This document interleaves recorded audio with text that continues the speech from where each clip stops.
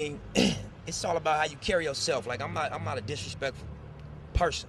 You know what I'm saying? I'm from '60s, but at the same time, I don't step on no niggas' toes or bump a nigga without, you know what I'm saying? Excuse me, like I'm a stand-up nigga, so everywhere you go, real gonna recognize real, and it's a respect thing first, like, you know. So like I run into a lot of bloods in New York, like all the Dipset niggas, Jim Jones, whole camp, and all that, and other niggas that's not even involved in the industry, but you know, I represent 60 Crip, and they represent what they represent, but at the same time, we men first, and you know, as long as it's a respectful encounter, I don't seem to have no problems. I ain't had no run-in. I mean, I had plenty run-ins with quote unquote enemies or niggas from the other side, but you know, it ain't never been nothing but respect, and niggas kept it 100 to, you know, thus far.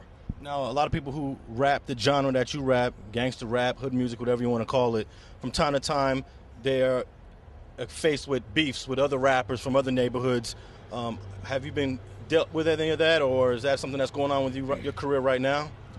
I mean, like, number one, I'm not in this rap shit to beef with niggas and bump heads. We came from a lifetime of that. You feel me? So I don't get no street credibility from rapping against a nigga or making diss records. So I'm not never finna pull no publicity stunts. If the day come when I do encounter a nigga that don't sit well with me, or we don't necessarily see eye to eye, or you know what I'm saying, get along, we either gonna go in the back and do our little stuff, or you know what I'm saying, it might escalate further. God willing to never get there, but I wouldn't be the type to entertain my business on a rap record. I already know the police would probably be listening to everything the niggas that really represent the street came from that element put out. So to me, it'll be ass backwards to go on record dissing niggas and making songs about it. I know it create controversy and not sell records sometimes, but like I said, we come from a lifetime of beef, and I got enough enemies as it is, homie. I'm not stepping into this corporate world to create beef. So what I'm gonna deal with it the day it come. But you know, only thing I ever been known to do is roll through it and roll over it. So you know, we'd probably just leave it at that. Now, I was watching the. How does it feel to be famous? Get some money, man. Don't worry about no fame. That's my true answer. You know what I'm saying? Oh, I was always a hustler. So when I talk to a young dude, I'm like, bro, my advice to you is gonna be money advice. Bro, get you some money, you're gonna feel different. All that other advice I could have gave you, this is the short version.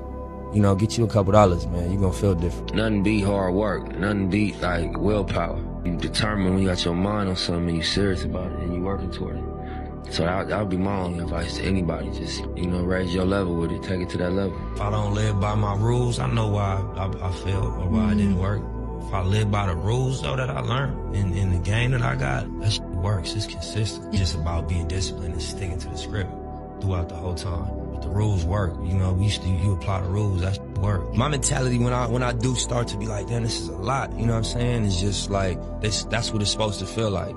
If you are going toward what the vision look like, and that's like greatness. That's, you know, on multiple levels. The vision that I'm working toward. So I'm like, I just think about that. Like, this shit ain't supposed to feel comfortable. It's supposed to be uncomfortable. It's supposed to stretch you. It's supposed to be a burden to a degree.